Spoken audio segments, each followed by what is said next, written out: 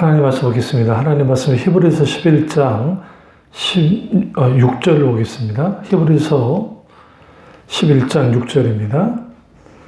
믿음이 없이는 하나님을 기쁘시게 하지 못하나니 하나님께 나아가는 자는 반드시 그가 계신 곳과 또한 그가 자기를 찾는 자들에게 상 주시심을 믿어야 할지니라.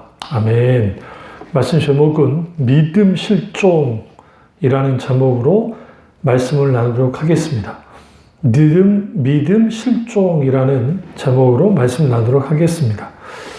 우리가 히브리서 11장을 이해하려면 히브리서가 쓰여진 시대 배경을 깊이 좀 이해할 필요가 있습니다.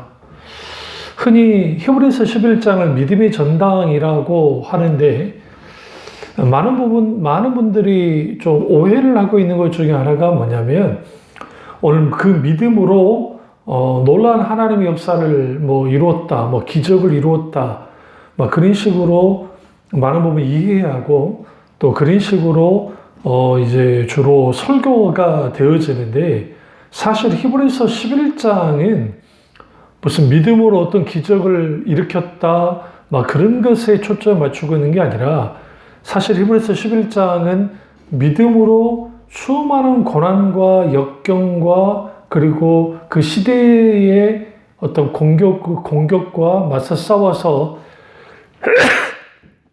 승리했다는 것을 드러내고 있습니다.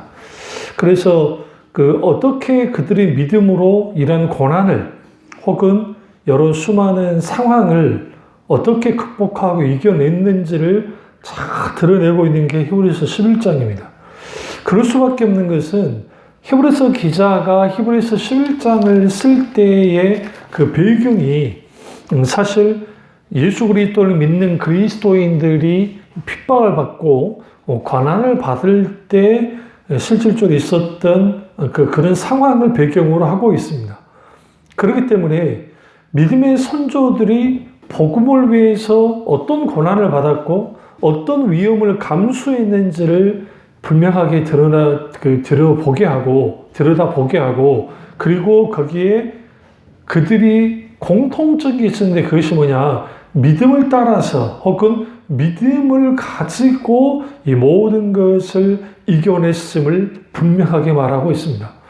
결국은 복음 때문에 예수 그리스도 때문에 고난을 받고 핍박을 받고 때로는 죽음의 위험 속에 빠져들었을 때에 그것을 넉넉하게 이기겠던 게 믿음이었음을 드러내고, 그런데 히브리서 11장에 나오는 사람들은 다 구약의 사람들인데 구약의 사람들도 믿음으로 모든 고난과 위험을 감수하고 담대하게 이겨낸 것처럼 마땅히 신약의 사람인 그리스도인들도 그들을 본받아서 믿음으로 어떤 고난과 역경도 이겨내야만 한다는 것을 분명하게 드러내고 있는 게 히브리서 11장입니다.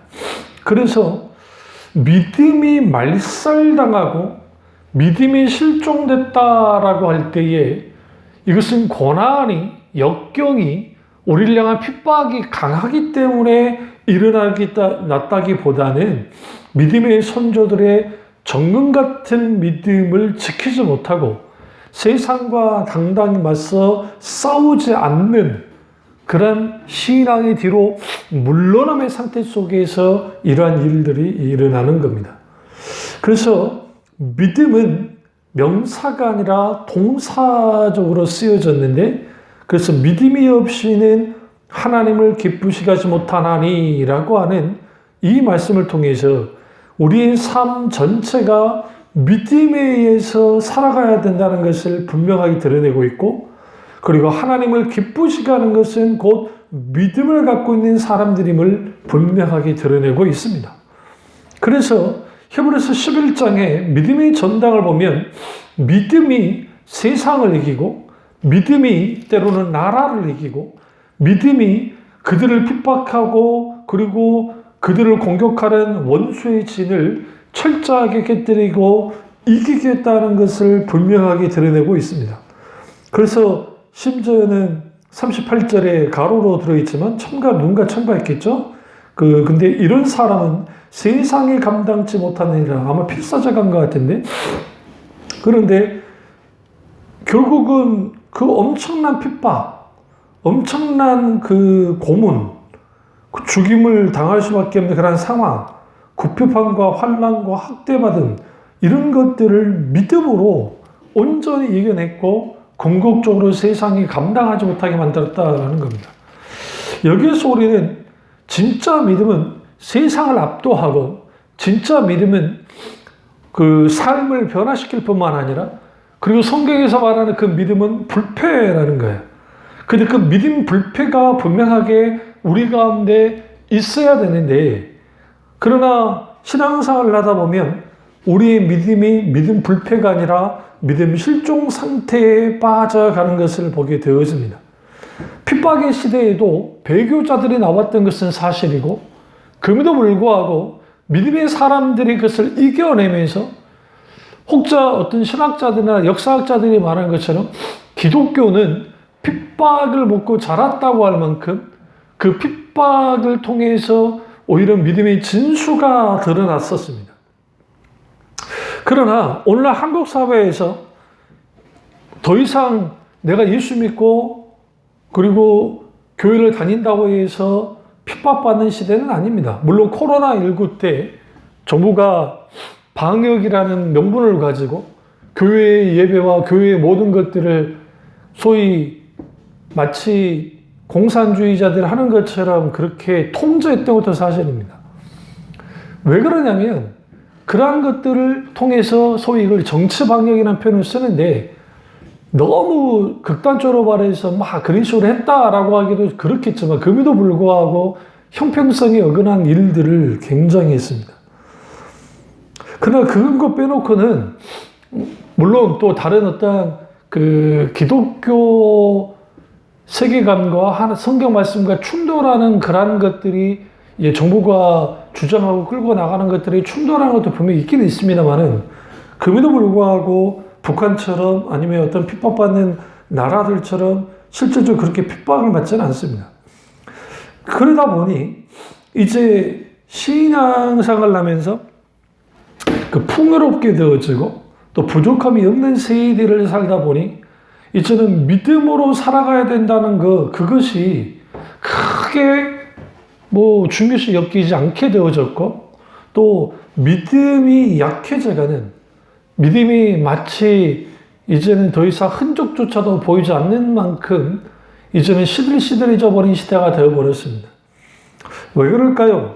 여기에는 안일함과 나태함이 자리 잡고 있고 거기는 영혼의 실증과 게으름 더 중요한 것은 그 교회의 부요함 라오디가 교회가 그랬던 것처럼 오늘날 많은 약한 교회들이 많고 치열하게 목회 현장에서 목회하는 목사님들도 있고 또 그 교회를 섬기는 귀한 성도님들이 계십니다. 그럼에도 불구하고 세상에 보는 시선은 교회는 부자고 교회는 뭔가 누리고 있다고 하는 기득권이라는 인식을 가져다 주고 또 그 교회 안에 있는 그 성도들이 교인들이 지교회주의에 빠져서 자기 교회만 잘 되면 된다고 하는 그러한 이 소위 개교회주의, 지교회주의가 아니라 개교회주의에 빠져서 그러다 보니 이제는 이게 부익부 빌리핀 현상처럼 잘 나가는 교회는 세상 말로는 잘 나가는 교회는 잘 나가고 그 다음에 그러지 못한 교회는 못 나가는 이렇게 이분화되어졌다는 겁니다. 그러나 그런 모든 것들을 다 떠나서 오늘날 우리의 믿음으로 내가 치열하게 삶의 현장에 살아가고 있는가를 들여다볼 필요가 있습니다. 과연 나는 믿음의 사람으로서 어떤 사람인가를 분명하게 들여다봐야 되고 그리고 오늘날 믿음이라는 이해가 아주 추상적이고 관념화되어져서 인격지신 하나님에 대하여 모호화된 상태에서 믿습니다.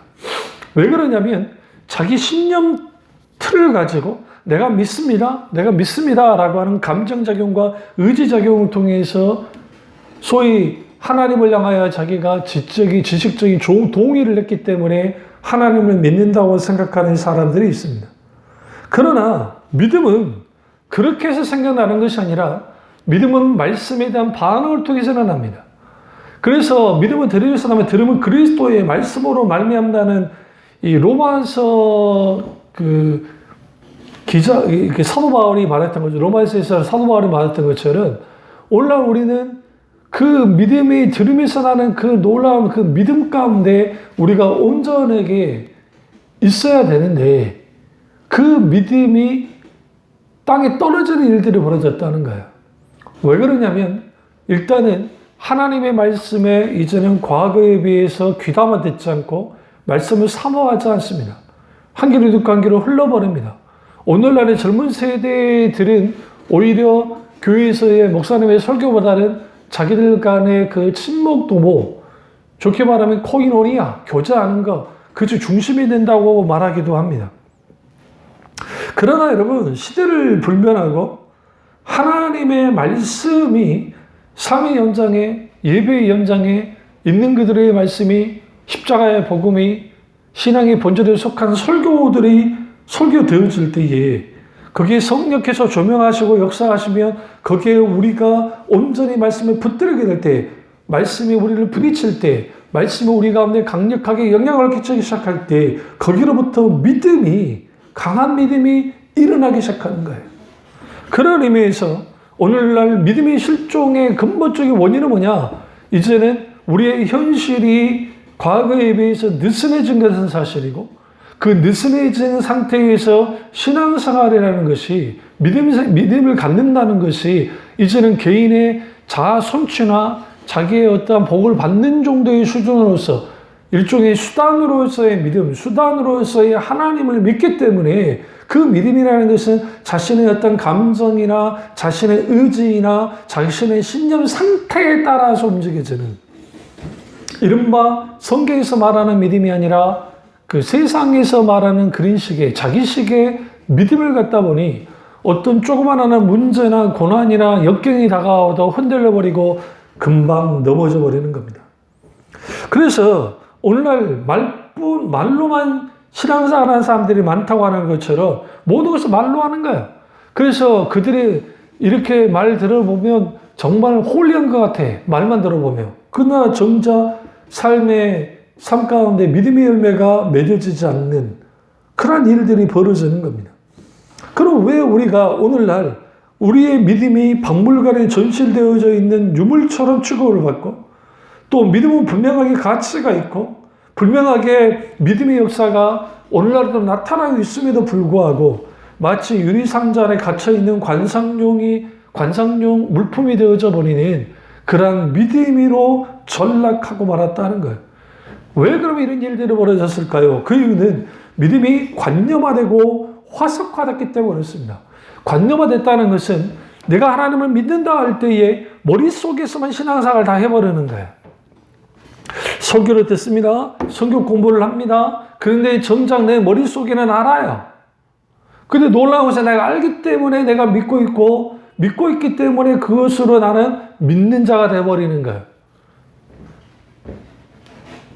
근데 듣고 행하는 자가 되어야 된다고 주님 분명히 말씀에도 불구하고 그 하나님의 말씀은 듣기는 들어요. 그러나 지식 정도로 다시 말하면 정보, 자기가 알고 있는 정보 그리고 지식에서 머물러 버리는 이걸 관념하라는 거예요. 머릿속에서 다 해버리는 거예요. 그래서 삶을 들여다보면 그리고 행동을 들여다보면 세상 사람과 다를 바 없이 살아가는 이게 이분법적인 신앙, 이분화되어지는 신앙 그것은 곧 오늘날 내 머릿속에서 내 지성 속에서만 하면 된다고 하는 그 주지주의와 관념의 신앙에 빠졌기 때문이고 또 하나는 인격적 신앙 하나님을 향해서도 관념적으로 하나님을 이해하고 믿는 거예요. 성경 교리나 설교를 듣고 하나님이 누구신지를 알아요. 그런데 정작 성령의 조명 속에서 인격적 신 성경에서 말하는 살아서 역사하신 하나님을 경험하여 안 적이 없는 거예요.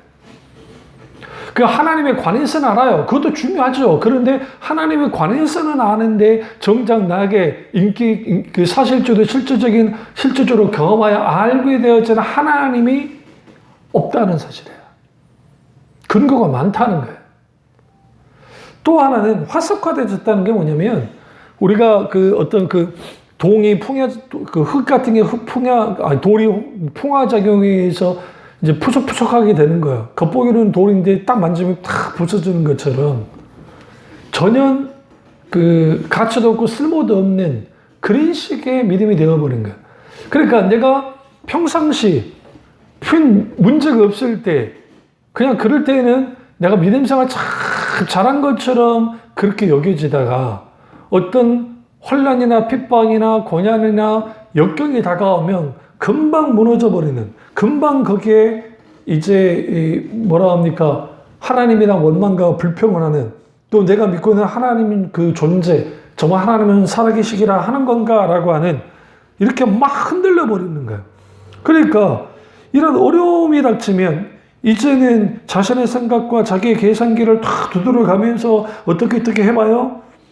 그다음 이제 하나님께 온전하게 정말 기도하면서 믿음으로 한 걸음 한 걸음 나가면 좋겠는데 그렇지 않고 계속 자기 생각, 자기 종교심 그걸 가지고 뭔가 해보려고 하는데 안 되어질 때 급기야 하나님은 살아계시지 않는다고 하는 그런 그 소위 말하는 자기결정을 내려버리는 겁니다. 그래서 우리가 여기에서 그럼 왜 그런 일들이 벌어지느냐? 믿음은 제가 늘 강조하지만 인격체신 하나님을 바탕으로 하는 게 믿음입니다. 그래서 하나님을 알지 못하고서는 절대로 믿을 수가 없어요. 여기서 안다는 것은 히브리어로 야란데 경험하여 아는 걸 뜻해요. 하나님을 경험하여 알아야 돼요. 어떻게? 깊이 알아야 돼요. 그걸 깊이 사랑해야 돼요. 그러니까 인격 대신 하나님을 경험하여 알게 될 때에 그 아름 속에서 하나님을 사랑하게 되고 그 하나님을 사랑하게 될 때 하나님을 신뢰하게 되고 그 하나님을 신뢰하게 될 때 하나님께 의탁하는 거예요. 이게 믿음이라는 헬라어 단어에 피스티스, 피쇼라고 하는 단어가 있는데 피스티스 하나님을 신뢰하다, 확신하다라는 뜻이 있고 피쇼는 의탁하다라는 게 있어요.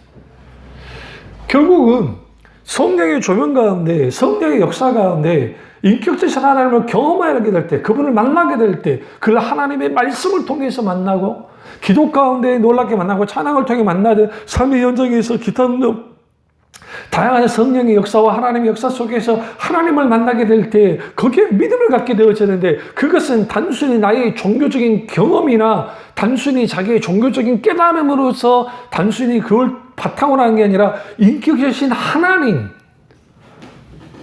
그분과의 만남을 통해서 믿음이 갖게 되어지는 거예요. 근데 이 모든 것은 성령의 조명, 성령의 비추심을 통해서 가능합니다. 성령께서 그렇게 해주셔야 돼요. 거기에서 성경에서 말하는 하나님을 내가 믿게 되어지고 성경에서 일어났던 일들에 대해 확신을 갖게 되고 내가 오늘날에도 여전히 주님이 역사하는 그 믿음까지 있게 되어지는데 문제는 뭐냐면 성경에서의 역사는 믿는다고 오늘날 많은 교인들이 말을 해요. 그래서 아멘 합니다. 뭐 아브라함이, 다윗이, 모세가, 예수님 시대에 예수님이, 사개오가, 뭐 사도 베드로가 그런 거는 다 믿는다고 하는데 정작 나의 삶 속에서 어려움이 있고 믿음이 요구될 때 그 믿음이 드러나지 않을 때가 있다는 거예요. 왜 그러느냐? 이 신론에 빠졌기 때문에 그렇습니다. 여기서 이 신론은 뭐냐면 이단 사상이에요. 그러면 이게 무슨 말이냐? 기독교인들이 이단에 빠져있단 말이냐? 그 말은 아니고 이신론처럼 이신론이 뭐냐면 하나님께서 우주 만물을 만들었고 모든 질서들을 움직이도록 만들었다는 거예요. 근데 마치 이거예요. 예전에 괴종식에 이 태엽을 감으면 차카차카 돌아가는 것처럼 하나님 한번 탁 감아놨어요. 그리고 이제는 자동적으로 돌아가게 만들었어요. 그리고 난 다음에 하나님은 더 이상 이 세상에 관여를 안 하고 하나님은 하나님의 나라에 천국에만 계신다고 하는 게 이신론이에요. 그럼 그게 우리랑 무슨 상관인가? 라는데 많은 사람들이 하나님이 우리에게 역사를 믿습니까? 아멘 해요. 근데 정작 어떤 문제나 어떤 상황이 벌어지면 그러면 거기에서 아멘 하는데 정작 우리에게 역사하는 하나님, 우리의 삶에 개입하시고 그리고 주님이 우리 가운데 살아서 역사심을 드러내는 것에 대하여 믿지 못해요. 아니요, 믿어지지 않아요. 그러니까 사람의 도움을 바라고 자기 계산기를 두드리고 막 해봐요. 해도 안 되면 이제는 썩은 동아줄이라도 붙잡고 싶은 심정으로 하나님께 나와서 기도하는 사람들이 생각보다 많습니다. 그런 교인들이. 우리가 우리의 믿음이 발동되어야 될 때 가장 먼저 생각나는 게 하나님이셔야 되는데, 힘들고 어려운 상황과 문제가 발생되어졌을 때 하나님 그분을 먼저 의지하고 신뢰하고 그분을 찾아야 됨에도 불구하고 그러지 못하는 것들을 보게 되어집니다. 그렇다고 한다면 믿음 실종으로부터 벗어나려면 어떻게 해야 될까요? 첫째로 실상으로서의 믿음을 회복해야만 합니다. 오늘 히브리서 11장 1절 보면 믿음은 바람 같은 실상이요 보이지 않는 것들의 증거니라고 있습니다. 여기서 실상이다라는 표현, 이거는 주님이 우리에게 100% 보장하고 있다라는 거예요.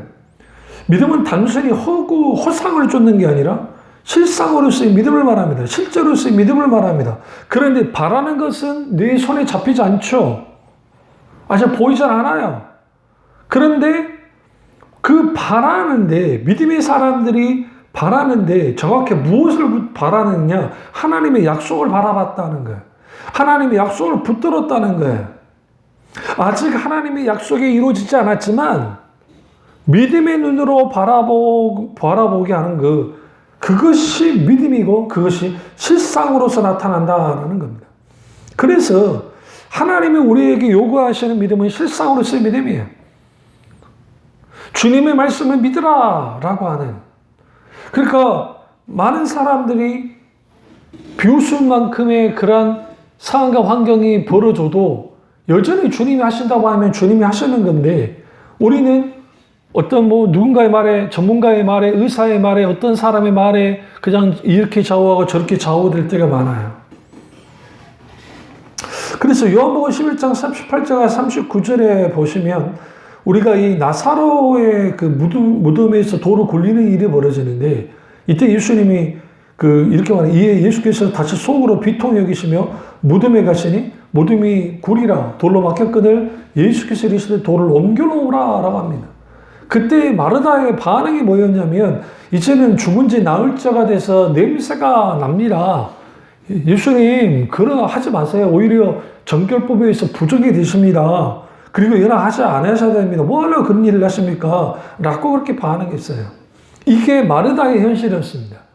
여기서 믿음은 바라는 실상이요 할 때에 이 바라는 것, 이미 주님이 무덤을 옮겨놓으라 라고 말씀하셨고, 그 전에 나사로의 부활에 대해서 계속 말씀했음에도 불구하고 오늘 마르다가 하나님의 말씀을 붙잡지 못했기 때문에 그녀는 현실만을 붙잡았어요. 그러니까 믿음 실족의 가장 큰 문제는 뭐냐면 현실을 붙잡고 오히려 실상이 되는 믿음을 붙잡지 못했다는 거예요. 오늘날 이런 경우가 많습니다. 저도 마찬가지입니다. 그런 실수를 할 때가 있습니다. 그래서 우리는 반드시 뭐냐면 실상이 되는 믿음을 붙잡아야 돼요. 근데 그 믿음은 뭐냐? 뭘 붙잡는 것이냐? 하나님의 약속을, 하나님의 의중과 뜻을 알고 하나님의 본심을 알고 그것을 붙들고 나아가게 될 때 그게 실상으로서의 놀라운 하나님의 역사가 나타나는 겁니다. 그러니까 예수님 이렇게 말하죠. 내 말이 내가 믿으면 하나님의 영광을 보리라 하지 않느냐라고 주님 말씀하십니다. 근데 현실은 마르다의 반응이 옳아요. 어떻게 그 일이 벌어지겠어요? 인간적인 눈으로 봤을 때, 세상의 눈으로 봤을 때 당연한 겁니다. 그런데 예수님께서 내가 내 말이 내가 믿으면 했을 때, 네가 부활을 믿는다고 한다면, 그것도 지금 당장 살을 일어난다는 그것을 믿으면 영광을 보리라 하지 않느냐? 너는 뭘 붙들어라? 나의 약속을 붙들어라. 나의 말을 붙들어라. 라고 주님 말씀하시는 거예요. 근데 그게 힘들단 말이죠. 그래서 많은 사람들이 믿음이 실종되는 근본적인 원인은 뭐냐면 앞뒤 좌우로 문제가 생겼을 때 하나님께 부르짖고 주님께 나아가서 나를 추스리며 나아가야 되는데 그러지 못하는 거예요. 그러니까 항상 믿음으로 살아야 되고 그리고 믿음으로 온전히 한 걸음 한 걸음 나아가야 되는데 그게 안 되는 거죠. 그러니까 보니까 피할 수 없는 것이 이제 우리에게 공격해 들어오는데 그게 뭐냐면 의심이고 불안이고 그리고 두려움이에요. 근심과 걱정은 당연히 더불어 따라 나온 거. 그러니까 거기에서 흔들려 버리는 겁니다. 근데 여러분 하셔야 돼요. 성경 보시면 하나님의 사람도 의심했다니까요. 아브라함도 좀 의심했잖아요. 분명히 갈대아 우르에서 정말 자식도 주고 땅도 준다 했는데 무슨 땅 한 평을 샀습니까? 그렇다고 해서 무슨 자식이 있습니까? 그러니까 엘리에셀에게 상속자를 삼으려고 하는 일이 있잖아요. 그때마다 하나님이 계속 약속하시잖아요.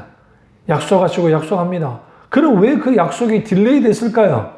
가자마자 그냥 가나안 땅에 가자마자 그냥 아들도 주시고 막 땅도 주시면 좋겠는데 아브라함 믿음이 미성숙한 거야. 우리 흔히 착각하고 있는 게 갈대아 우르를 떠나 나올 때부터 믿음이 아브라함이 좋았다고 생각을 해. 절대로 그렇지 않습니다. 왜냐하면 아브라함의 아버지 나홀이 어떤 사람이에요? 우상장이었어요. 당연히 아브라함도 우상장이었겠죠. 그들은 하나님을 잃어버렸어요. 하나님이 찾아오셔서 비로소 아브라함이 하나님을 알게 된 겁니다. 그리고 결단하고 나온 겁니다.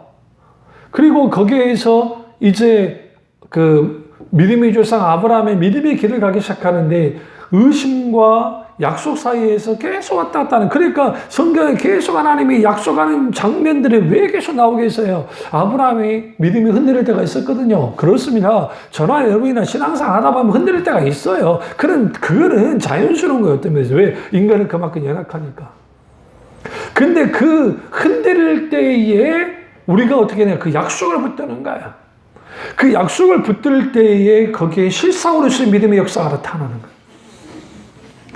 그렇습니다. 그래서 왜 우리가 믿음의 실종이 되어버리는가? 그것은 모든 사람은 현실과 믿음의 사이에 끼어 살기 때문에 그렇습니다. 우리의 현실, 우리의 환경, 우리의 상황이 있어요. 근데 거기에 우리의 믿음이 끼어 있고 그 끼어 있는 상태에서 이제 살아가는 거예요. 살아가는데 그 살아감 속에서 결국은 무슨 일이 벌어지냐면 그 사이에서 우리에게 강하게 영향을 끼치는 게 뭐냐면 환경과 상황이에요. 눈에 보이기 때문에. 눈에 보이지 않는 하나님의 도움을 구하고 눈에 보이지 않는 하나님의 역사를 구하고 그게 쉽지 않게 되어지는 거죠.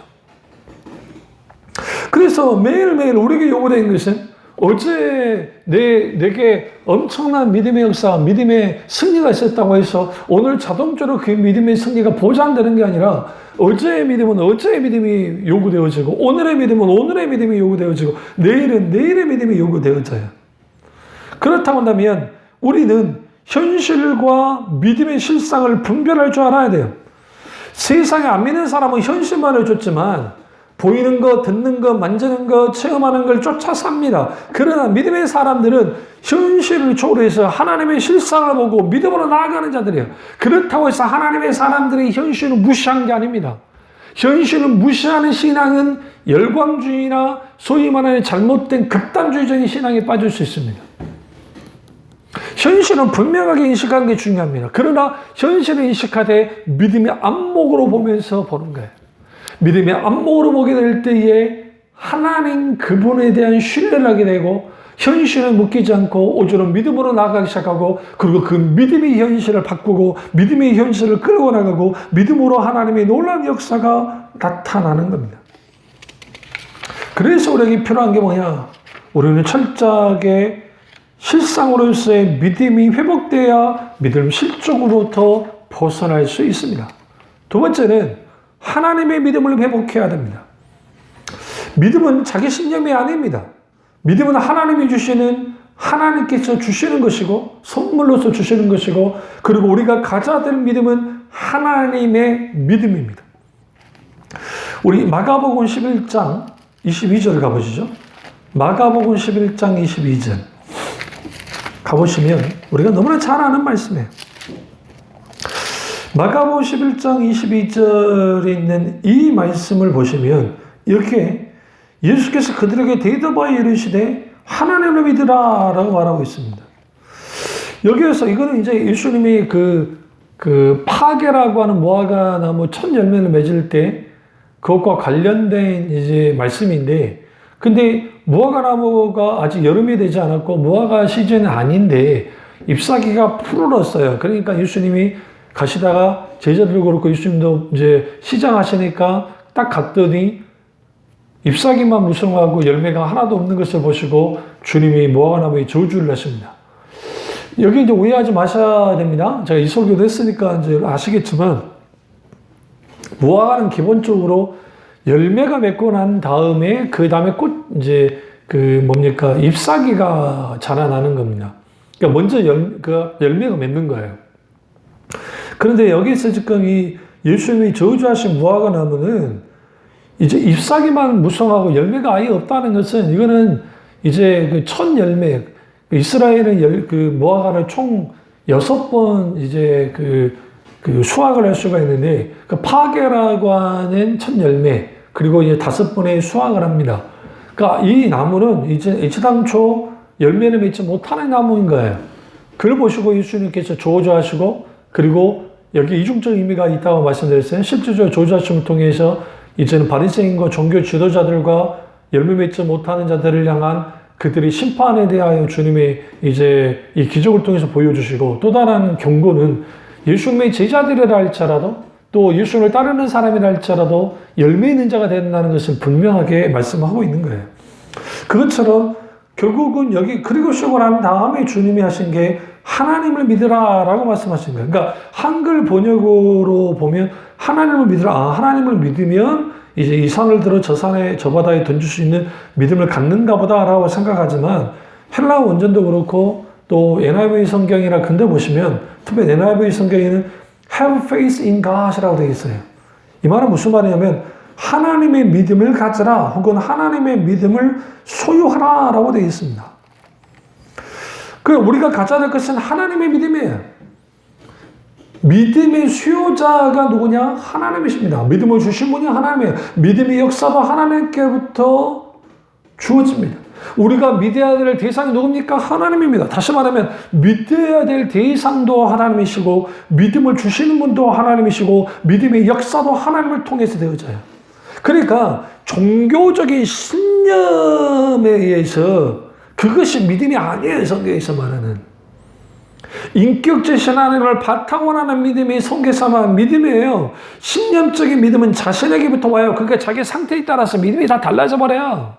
그러니까 그거를 극복해야 되겠으니까 적극적인 사고방식적인 어떤 심리학적인 자기 암시를 통해서 믿습니다, 믿습니다, 믿습니다, 기도하면서 믿습니다, 될 줄은 믿습니다, 믿어질 때까지 기도하고, 그것을 믿음이라고 가르쳐놨다고요, 한국교회가. 근데 그것이 믿음이 아니에요. 그건 자기 신념이지, 자기 착각이죠. 그럼 뭐냐? 인격적인 하나님을 바탕으로 하는 믿음, 하나님의 말씀을 의존하는 믿음, 하나님 말씀을 붙들려져 있는 믿음, 그 믿음이, 하나님의 약속을 붙드는 그 믿음이 믿음 실종부터 벗어나게 하고 하나님의 믿음을 갖게 만든다는 거예요. 찰스 스폴저 목사님이 이렇게 말합니다. 인간이 하나님 앞에서 할 일은 계산적인 믿음을 갖는 것이 아니라 절대적인 믿음을 갖는 것이다.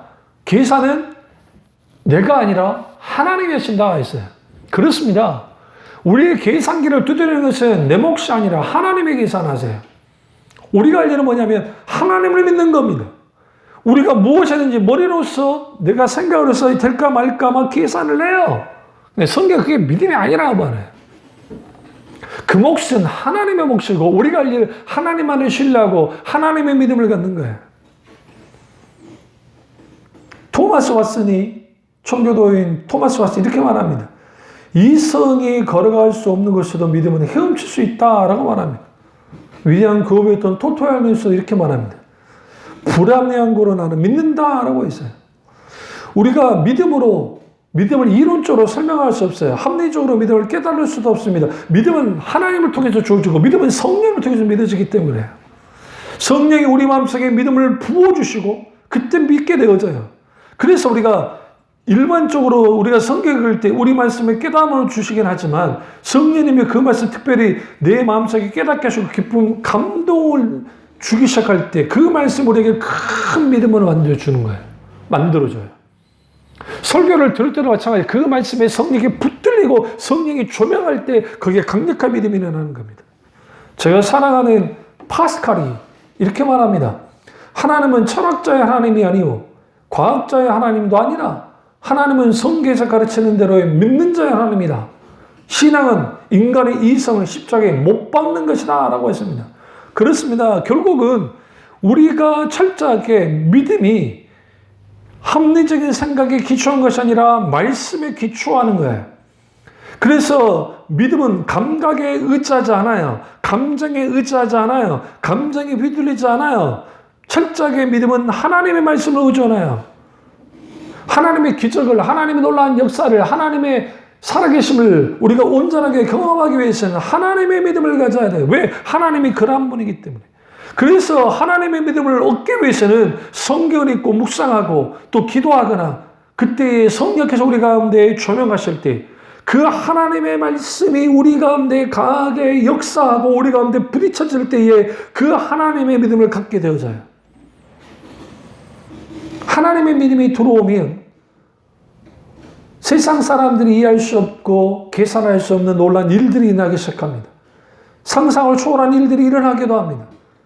그래서 우리는 예수께서 제자들에게 하나님의 믿으라고 가지라고 하셨고 그 하나님의 믿음이 결국은 이 세상이 감당하지 못하는 그 믿음을 가지게 한다는 거예요. 그 믿음을 누가 가졌느냐? 오늘 히브리서 11장에 있는 믿음의 전당에 하나님의 사람들이 갖고 있었습니다. 그래서 믿음은 자기의 느낌과 감정과 생각에 의해서 되어진 것이 아니라 하나님의 말씀, 성령의 놀라우신 조명하심과 역사 속에 되어지고 그 성령께서 우리의 감정과 의지와 생각을 붙드시고 거기에서 우리가 하나님 그분을 온전히 바라보면서 마치 믿음의 경주를 하듯이 달려나가고 더 달려나가고 앞으로 전전에 나아갈 때 거기에 놀라운 믿음의 역사가 나타나고 믿음 실종이 아닌 믿음 불패의 역사가 믿음의 놀라운 하나님의 성경에서 말하는 살아서 역사하는 그런 믿음을 가질 수 있습니다. 우리는 이 사실을 깨닫고 정말 성경에서 말하는 이 믿음, 살아있는 믿음, 그 믿음을 온전히 가짐을 통해서 믿음 실종이 아니라 살아서 역사하는 그 믿음을 가짐을 통해 하나님께 영광 드리는 교우들 되시기를 주님의 이름으로 축원합니다. 기도하겠습니다. 사랑의 주 역사주 오늘 우리와 함께 하옵소서. 우리가 진정으로 우리가 우리의 믿음을 들여다보게 하시고 우리가 실종 상태에 있는 믿음이 아니라 살아서 역사하는 믿음이 굳게 서는 교우들 될 수 있도록 은혜 베풀어 주시옵소서. 주님 안에 혼란과 받기 원하고 예수님의 이름으로 기도드립니다. 아멘.